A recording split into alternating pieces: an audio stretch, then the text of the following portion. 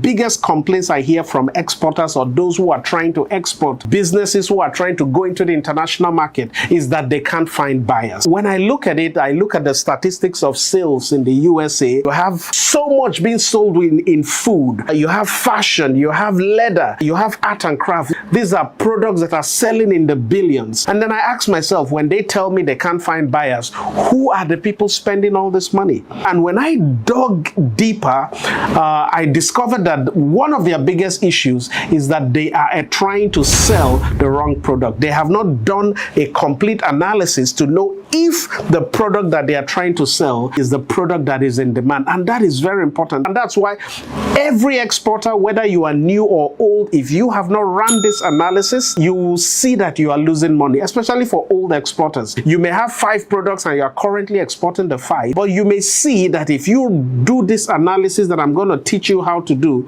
you may discover that you may need to either focus on 2 because that is where you have the highest demand. This is very important because I remember a customer of ours. He came into Houston, our Houston office. He went to the nearby African stores. He saw the price they were selling cassava flakes, commonly called Gary. He thought he could make a huge profit. So what they were selling for about $10, he could buy it for about $3 back home in Africa. He went back, flew in bags and bags, spent over $4,000 just to fly these products in, and he couldn't sell a single piece. I did the analysis. I saw that, his cost and everything, his profit, he wanted to sell it to the African stores about $7, but the African stores were selling for 10. Most stores want to make about 100% profit. So if you sell to them for 7, they want to sell about 14. They were selling at 10. That's the African stores were selling at 10. So they were ready to buy at about 5. And the problem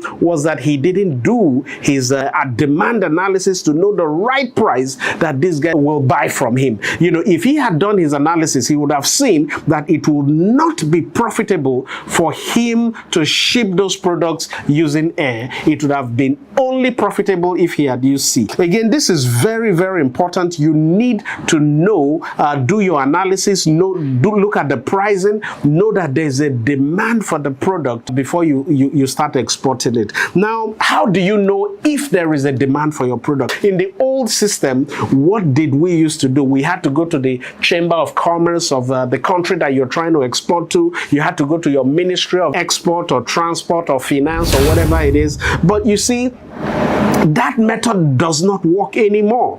And it's simple. If you are using data from those sources, most of those data are probably 6, 12, or even 24 months old because they have to sell, retrieve the money and they collect the data. The easiest way to know if a product is in demand is by running sales analysis on Amazon. Now, Amazon may not give you the total demand for the whole country, but it gives you an idea of how much is being sold for a particular product. And I can tell you for a fact that you can extrapolate, you can, from most of the data you get from Amazon, extrapolate it to what is the potential in the country.